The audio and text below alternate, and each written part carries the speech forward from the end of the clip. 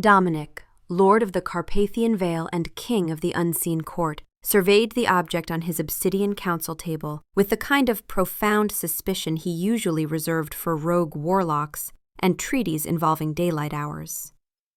It was cardboard, and it was covered in glitter.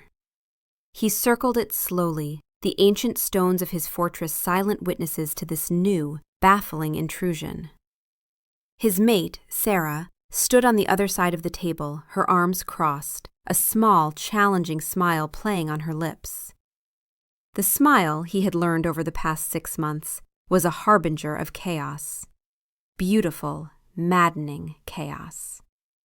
"It is a calendar," he stated, his voice a low resonance that had made empires tremble. It came out sounding more like an accusation. "It's an advent calendar," Sarah corrected, her tone bright and dangerously cheerful. She tapped one of the little perforated squares. "See? 25 little doors. You open one each day starting December 1st, and there's a little chocolate inside. It's a countdown." "A countdown," Dominic repeated, testing the words. He ran a hand through his dark hair, the motion centuries old and laden with the weight of command. "To what, precisely? Another of your mortal holidays where you celebrate the caloric value of baked goods?" "To Christmas," she announced, as if this were a self-evident and joyous truth. Dominic stilled. Christmas. He had not truly acknowledged the existence of that particular holiday he did a quick, flawless calculation. 897 years. The last time had involved a disastrous run-in with a zealous bishop, a consecrated crossbow bolt, and a very irritated reindeer. He had since made it a point to spend the entirety of the 12th month in a deep, restorative torpor in the lower catacombs. "No," he said. The word was final, absolute. It was the word he used to end wars. Sarah's smile didn't falter. It widened. "Oh yes, I did some asking around. Your staff, who are terrified of you, by the way, we should work on that, mentioned you slumber through all of December. That's not slumbering, that's hibernating. And it's tragic." "It is efficient," he countered, his gaze narrowing. "The world becomes saccharine. The air thickens with cloying spices and forced merriment. It is an assault on the senses." "It's my favorite time of year," she said, her voice softening just enough to slip past his defenses. "And you're my mate. Mates share things, even things involving excessive glitter." She slid the garish cardboard rectangle across the polished obsidian. "So this year, you're not sleeping through it. You and I are going to do all of it. 25 days of Christmas." Dominic looked from her earnest, hopeful face to the calendar. 25 little doors. A countdown. He processed her words. 25 days of Christmas. A quaint mortal turn of phrase, surely. They were prone to such hyperbole. She meant the day itself. One day. He could endure one day of forced merriment for her. He had endured the Ottoman siege of Vienna. He could certainly endure 24 hours of cinnamon and carolers. A slow, regal smile touched his own lips. It was a smile that had disarmed ambassadors and terrified enemies. On Sarah, it had no effect whatsoever. "Very well, my heart," he conceded, the picture of magnanimous indulgence. "I shall partake in your Christmas. For you." Sarah's eyes lit up, a brilliant, genuine joy that struck him with more force than the bishop's crossbow. "Really? You promise? All of it? No complaining?" "A king does not complain," he said with immense dignity. "He merely observes and critiques." He reached out a long-fingered hand and, with the care one might use to disarm an explosive device, flicked open the small door marked 1. A tiny, waxy-looking chocolate bell was nestled within. He picked it up between his thumb and forefinger, examining it as if it were a rare and possibly poisoned gem. "One day of this," he murmured to himself, so quietly she couldn't hear.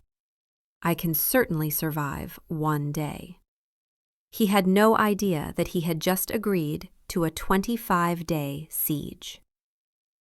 Day 2 began with the arrival of a tree. A dead tree. It was dragged into the great hall by 2 burly groundskeepers who looked as if they expected to be smote where they stood. Dominic watched from his throne, his expression a mask of aristocratic disdain. "You have brought foliage into my home," he observed, as Sarah directed the men to prop it up in a corner. "To what end? Does it serve a strategic purpose?"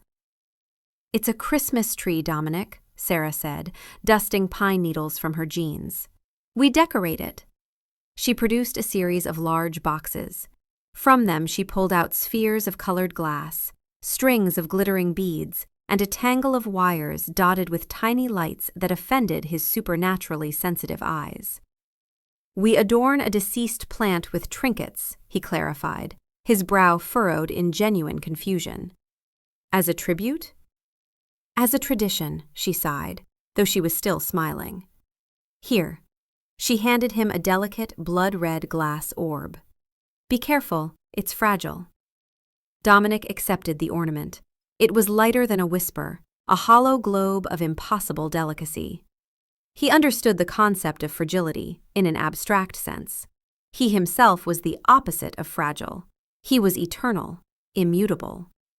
He held the bauble in his palm, his long fingers accustomed to the heft of a broadsword, the weight of a crown.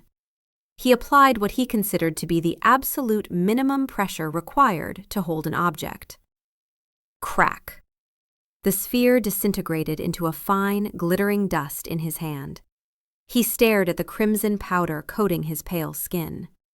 Sarah stared at him. "Oops," he said. "Oops," she repeated, her voice flat. "That was from my grandmother." She took a deep breath. Okay, it's fine. First-timer mistake. Just be gentler." She handed him another one, this time a deep sapphire blue. He focused his entire will, centuries of discipline, on the task. He imagined he was holding a hummingbird's heart. He pictured a soap bubble. He channeled the gentle touch he used only when caressing Sarah's cheek. He hung it successfully on a branch, a swell of pride filling his chest. "See?" Sarah beamed. "You're a natural." He smiled, a rare, genuine expression of accomplishment. He turned to accept another ornament from her, his arm brushing lightly against the branch where the sapphire orb now hung. The branch swayed. The ornament trembled.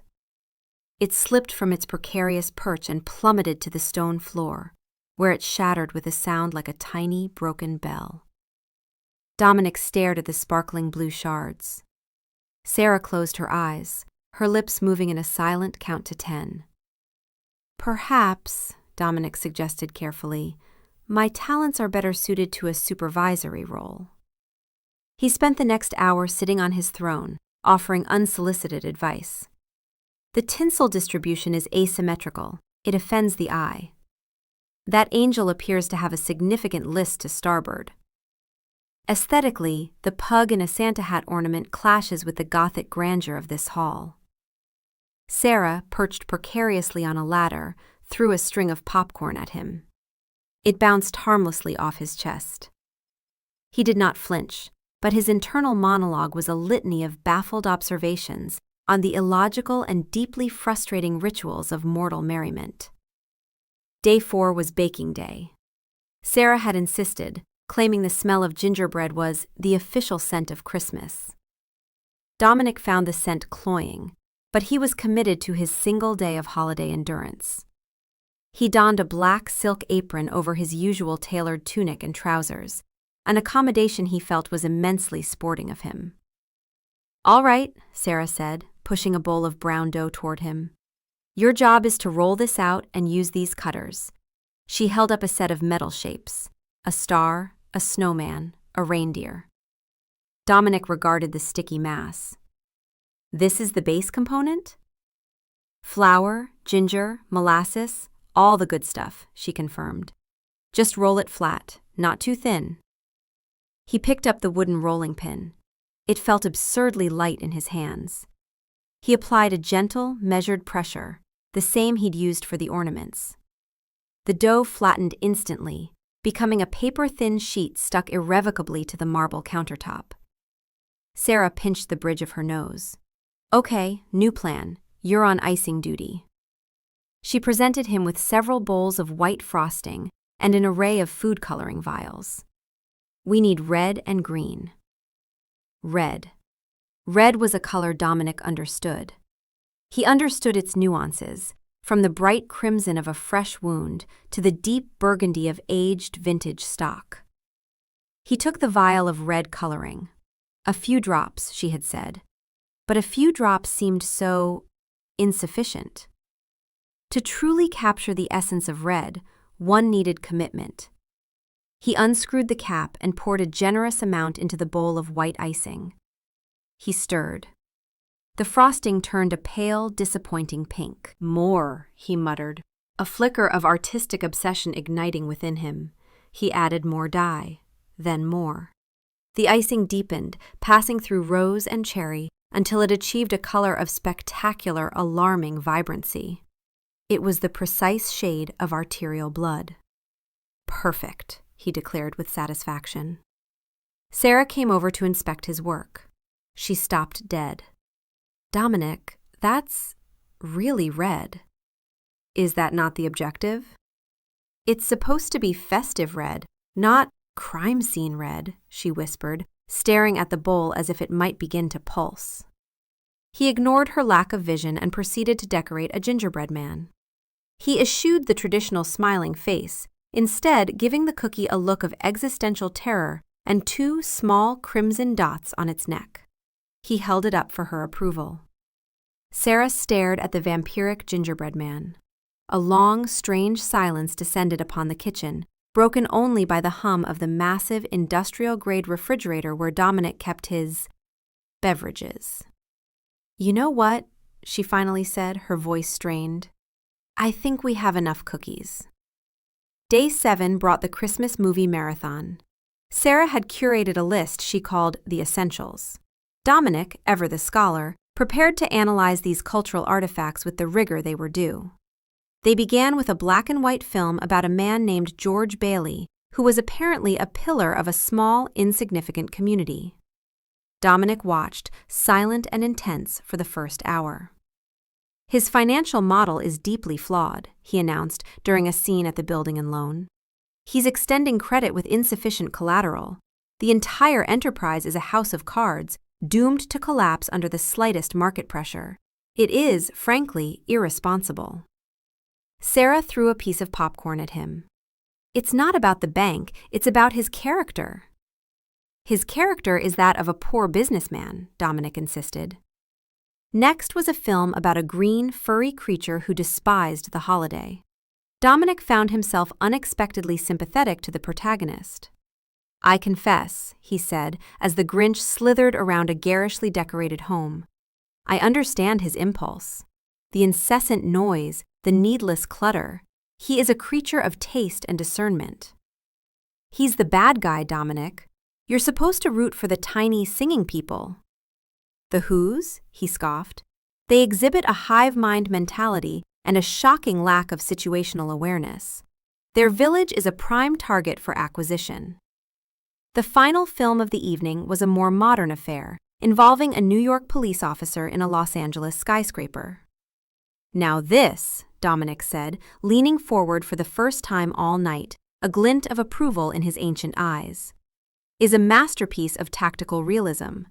The protagonist's use of asymmetrical warfare against a numerically superior foe is textbook.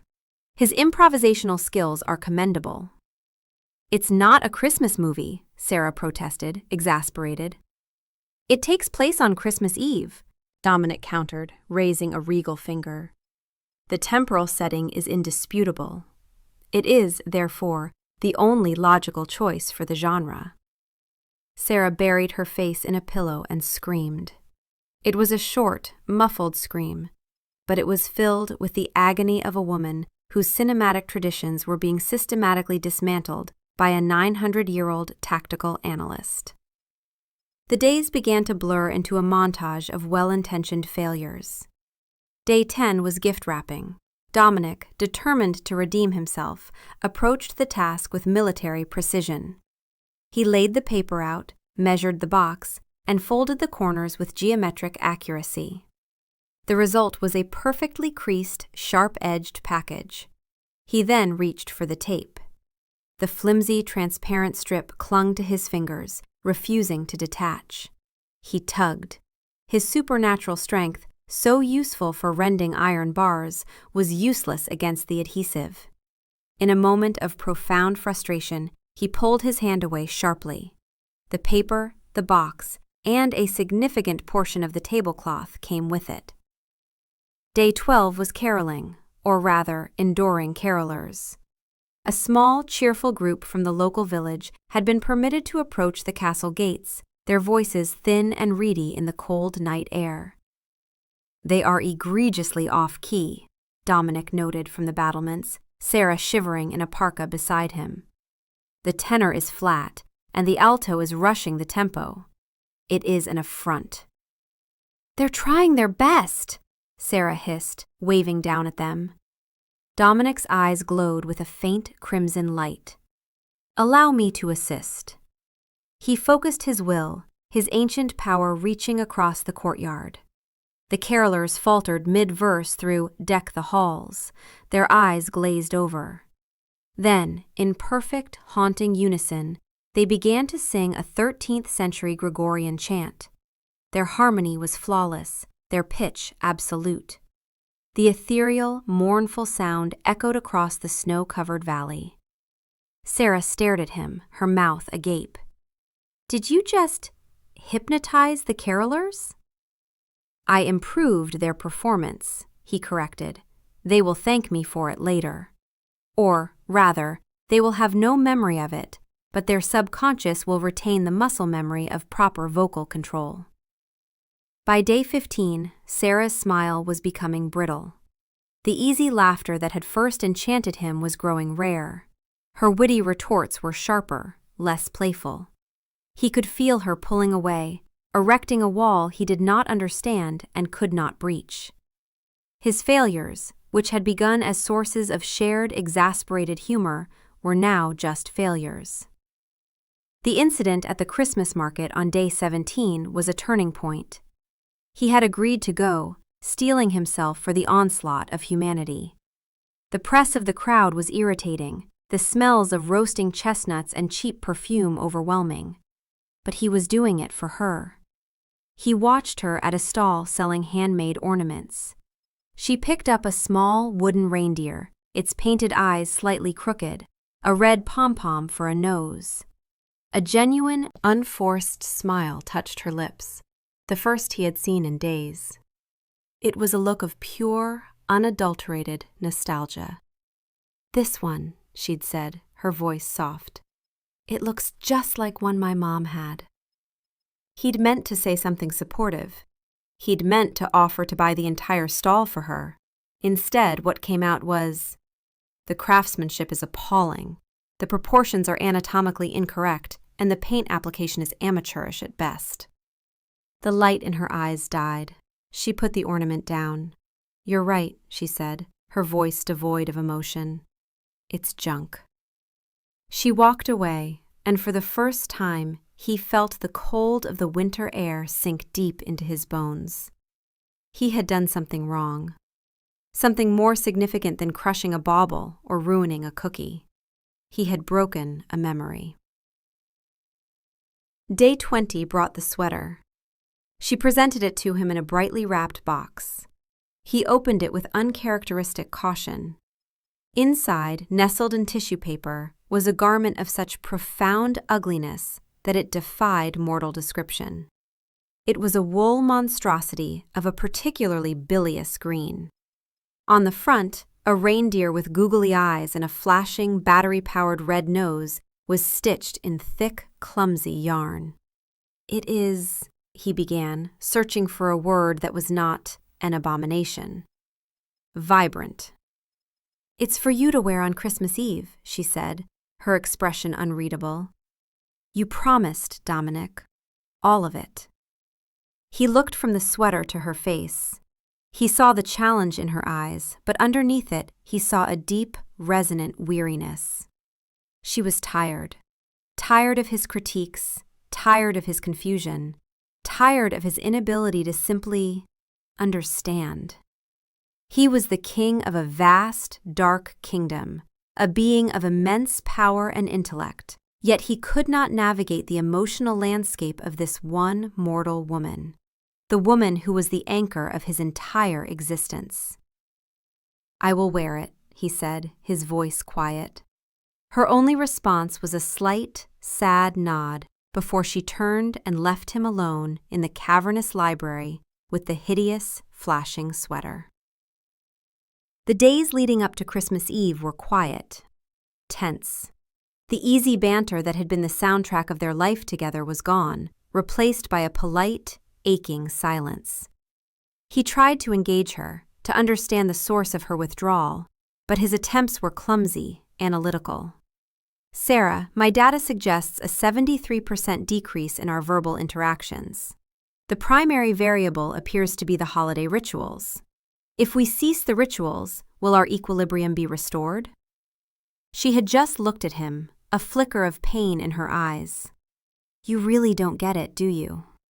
He didn't, and his not getting it was a chasm widening between them with every passing hour. Finally, it was Christmas Eve. Day 24. The castle was decorated to within an inch of its life. The dead tree in the hall glittered with the ornaments he hadn't managed to destroy. A fire roared in the great hearth, casting flickering shadows on the stone walls. It should have felt warm, festive. It felt like a tomb.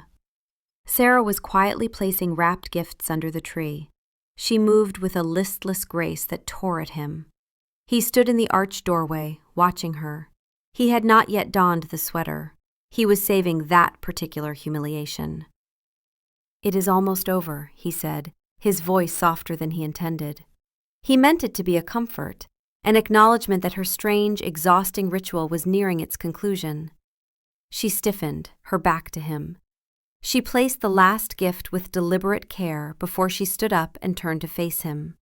Her face was pale, her eyes shimmering with unshed tears. Is that what this has been for you? She asked, her voice dangerously calm. An ordeal to be endured? Something to be over? I agreed to participate, he countered, falling back on logic, the only defense he knew. I have attempted every task you set before me. Attempted? A single harsh laugh escaped her lips. You've mocked it, Dominic. You've analyzed it and critiqued it and treated it like it's the stupidest, most illogical thing you've ever had to witness. You crushed my grandmother's ornament. You turned my gingerbread men into a horror movie. You hypnotized carolers because they weren't up to your standards. You haven't participated in anything. You've just judged it from a distance. He felt a surge of frustration, the coiled power inside him tightening. He had tried. He had truly tried to understand this pageantry. He had worn the apron. He had tolerated the glitter. What more did she want from him?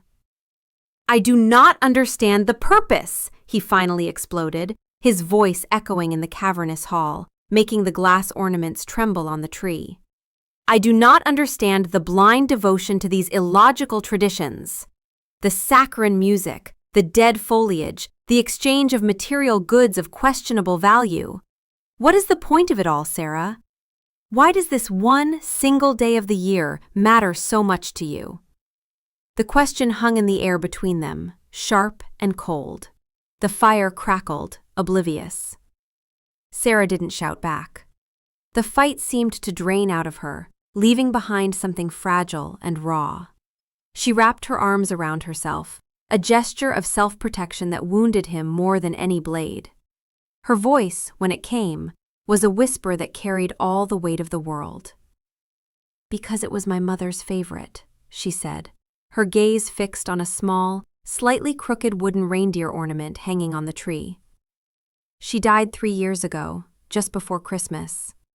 She loved all of this: the stupid songs, the ugly sweaters, the slightly burnt cookies. She loved the chaos and the mess and the feeling of it. A single tear traced a path down her cheek. She didn't bother to wipe it away. After she was gone, I thought I would hate it. I thought it would just be a reminder of her. But it's not. It's the only time of year I still feel her, like she's here with me. It's the last real piece of her I have left. She finally looked at him, her eyes filled with a deep, bottomless sorrow and a flicker of bitter disappointment. And I wanted to share that with you. The one person I thought would understand what it's like to hold on to a memory for a very, very long time. She turned and walked out of the great hall, her footsteps echoing in the sudden, crushing silence. Dominic stood frozen, the force of her words hitting him like a physical blow. It had never been about the holiday. It had never been about the glitter, or the tree, or the off-key singing. He had been so focused on the flawed logic of the rituals that he had completely missed the heart of it. It wasn't a celebration. It was a remembrance. It was an act of love. And he, in his arrogance and his ancient, detached wisdom, had treated her heart like a flawed financial model. He had critiqued her grief. He had analyzed her last connection to her mother and found it wanting. The self-loathing that washed over him was a cold, black tide, more profound than any he had felt in his 9 centuries of existence. He had faced down armies, outwitted sorcerers, and ruled a kingdom of shadows. But he had failed at the one thing that truly mattered: being a partner to the woman who was his entire world. He had been so obsessed with his own discomfort, his own cynical view of the world, that he had been utterly, unforgivably selfish. He looked around the hall. The fire, the lights, the glittering tree, it was all her. A desperate, beautiful attempt to build a bridge to him, to share the most vulnerable part of herself. And he had stood on the other side, pointing out the cracks in the masonry. A king does not complain, he had told her. But he had done nothing but complain. He had whined and sneered and held himself above it all, a pathetic creature hiding behind his age and power because he was afraid. Afraid of what? Of feeling something new? Of looking foolish? He had already looked foolish. He had been the biggest fool in his own castle. But a king could also act. A decision, cold and clear as a winter star, formed in his mind. He could not undo the hurt. He could not give her back the last 24 days. But he was Dominic, Lord of the Carpathian Vale. Time and space bent to his will. He could not be human for her. He could not feel the magic of Christmas the way she did. But he could show her he was listening. He could show her he finally understood. He closed his eyes. The air in the great hall grew still and cold. The flames in the hearth froze mid-flicker. A deep, resonant hum, the sound of ancient power being drawn from the very stones of the fortress, filled the silence. He moved. He was a blur, a whisper of displaced air. To a human eye, it would have seemed the world was transforming itself. He was in the high, forgotten attics, sifting through centuries of stored history. Tapestries woven during the Black Plague, chests of forgotten jewels, furniture from the courts of long-dead kings. He found what he was looking for. Bolts of the deepest blood-red velvet, spools of silver thread spun by mountain spiders, crates of black candles made with beeswax from his own sunless hives. He swept through the castle's vast, dark library. He didn't read the books, he absorbed them. Volumes on Gothic architecture, on Victorian mourning rituals, on the solstice traditions of the ancient pagans who had lived in these mountains before the first stone of his fortress was ever laid. He was looking for a new language, a way to translate her Christmas into his own tongue. He moved out into the frozen courtyard. The snow swirled around him, but did not touch him. He raised a hand, and from the dark, sleeping earth, the ancient fir trees that bordered his domain began to stir. They uprooted themselves, their massive roots moving like slumbering limbs, and marched in a slow, silent procession into the courtyard, arranging themselves into a dark, magnificent forest. He worked with a speed and precision that was terrifying to behold. The great hall was stripped bare in a heartbeat. The gaudy, store-bought decorations vanished. The cheerful, dying pine tree was gone. In its place, he began to build. He draped the stone walls in the blood-red velvet, the fabric absorbing the sound, creating an intimate, hallowed silence. He hung the ancient tapestries, their dark, mythic scenes telling stories of winter, starlight, and eternal love. He replaced the garish-colored lights with thousands of black candles, placing them in antique silver candelabras. He lit them all with a single thought, their collective glow casting long, dancing shadows that felt alive, protective. He used his power to weave the silver thread into intricate, shimmering webs that looked like frozen frost on the velvet walls. In the center of the hall, he placed the largest of the ancient firs he had summoned. It was a magnificent, almost black-green specimen that brushed the high, vaulted ceiling. He did not decorate it with glass baubles. Instead, he adorned it with suspended crystals from his deepest caves, each one catching the candlelight and fracturing it into 1,000 tiny rainbows. He hung carefully preserved black roses among its branches and draped it in garlands of dark, glossy ivy. He went to the kitchen. He didn't bake, he sculpted. Using dark chocolate, spun sugar, and a touch of his own immortal patience, he recreated the village Christmas market. Tiny, perfect stalls, little chocolate people, and in the very center, a stall selling ornaments. He crafted a miniature wooden reindeer, its eyes perfectly straight, its form anatomically correct. Then, with a surgeon's care, he broke one of its tiny antlers and smudged its red nose, making it flawed, making it hers. He worked through the night, a silent, focused storm of creation. He was not just decorating, he was apologizing. Every piece of velvet, every candle, every crystal was a word in a language she would understand. I see you. I hear you. You are not alone in your memory. As the first hint of dawn threatened the eastern sky, he completed his final task. He went to his chambers and retrieved the sweater, the bilious green, googly-eyed, flashing-nosed monstrosity. He pulled it on over his fine silk tunic. The wool was scratchy against his skin. The fit was appalling. The flashing nose was a beacon of pure, unadulterated tackiness. It was the most undignified thing he had worn in 900 years. It was perfect. He stood in the center of his creation, the Gothic Christmas wonderland he had built from his heart, and waited. Sarah didn't know why she came back downstairs. She had cried herself out, leaving only a hollow ache in her chest. Sleep was impossible. Maybe she wanted a glass of water, or maybe she just wanted to sit in the quiet dark and feel the full weight of her loneliness on what was supposed to be the most wonderful day of the year. She padded down the grand staircase, expecting to find the cold, empty hall and the remnants of her failed Christmas. She stopped on the bottom step, her hand flying to her mouth.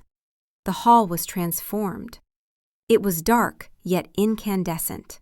The air was still and sacred, smelling of beeswax, old stone, and pine. The walls were draped in velvet the color of a king's robes, shimmering with silver that looked like captured starlight. Thousands of candles burned with a steady, warm light, their flames reflected in the hundreds of crystals that adorned a massive, perfect evergreen that seemed to have grown from the very heart of the castle. It was breathtaking. It was Gothic and grand and ancient, and somehow, it was Christmas. Her Christmas, seen through his eyes. And there, standing beside the magnificent tree, was Dominic. He was wearing the sweater, the awful, hideous, ridiculously green sweater. Its single red nose blinked on and off, a comical, absurd heartbeat in the solemn grandeur of the hall. He wasn't looking at his creation. He was looking at her. His ancient eyes, usually so full of power and cool analysis, were stripped bare. In them, she saw a vulnerability she had never witnessed before. She saw regret and apology and a deep, profound, unwavering love. He didn't speak. He simply opened his arms. She walked toward him, her bare feet silent on the cold stone floor. She stopped in front of him, her eyes tracing the outline of the ridiculous stitched reindeer on his chest. She reached up and touched one of the googly eyes. "You're wearing the sweater," she whispered, her voice thick with emotion. "I promised," he said, his voice a low rumble. "All of it." She looked around the hall again, at the impossible, beautiful world he had made for her overnight. She saw the chocolate market, the flawed little reindeer. She saw the black roses and the ivy. He hadn't just copied her traditions, he had translated them. He had listened. "Dominic," she began, tears welling in her eyes again, but this time they were not tears of sorrow. "I am a creature of darkness and silence, Sarah," he said, his voice quiet but intense. "I cannot feel the warmth of your sun. I do not understand the easy joys of your world. For centuries I have seen mortal life as a fleeting, illogical fever. But you are not fleeting. Your heart, your memories, they are more real and more powerful than any fortress I have ever built." He reached out, his hand hesitating for a moment before he gently cupped her cheek. His touch was cool, but it sent a wave of warmth through her entire body. "I failed you," he said simply. There was no excuse, no justification, just the plain, unvarnished truth. "I was selfish. I was protecting my own ancient pride, and I wounded your heart. Your mother's memory. It is not a tradition to be critiqued. It is a sacred thing. And I treated it with all the grace of a rampaging Goth." A small, watery laugh escaped her. A rampaging Goth with very strong opinions on banking regulations. A faint smile touched his lips. "Indeed. Forgive me, Sarah, for my arrogance, for my blindness." "There's nothing to forgive," she said, leaning into his touch. She looked from his earnest, pleading eyes to the blinking red nose on his chest. "You showed up. You're here. You're wearing the sweater." She finally saw it. He couldn't give her a normal, human Christmas. He couldn't magically understand the appeal of cheesy movies or sing carols without wanting to correct their pitch. That wasn't who he was. But he could build her a cathedral for her memories. He could take her pain and her joy and reflect it back to her in a language only he could speak. He couldn't be human, but he could be hers. "It wasn't about the cookies or the ornaments, you know," she said softly. "It was just about doing it together." "I understand that now," he said. He looked down at the sweater, a flicker of his old, dry wit returning. "Though I confess, this garment is a trial worthy of the deepest circle of hell." She laughed, a real, genuine laugh that echoed in the magnificent hall. The sound was beautiful. It was the sound of healing. "Merry Christmas, you ridiculous 900-year-old vampire king," she said, rising on her toes to kiss him. As their lips met, the first rays of Christmas morning's sun struck the high stained glass windows of the great hall, filtering down through the darkness. The light didn't touch Dominic, but it illuminated the 1,000 crystals on the tree, and the entire room exploded in a silent, dazzling display of color and light. It was magic. Not her magic, and not his, but something new they had created together, right there in the heart of the shadows. And for the first time, Dominic understood. The point wasn't the logic. The point was the light.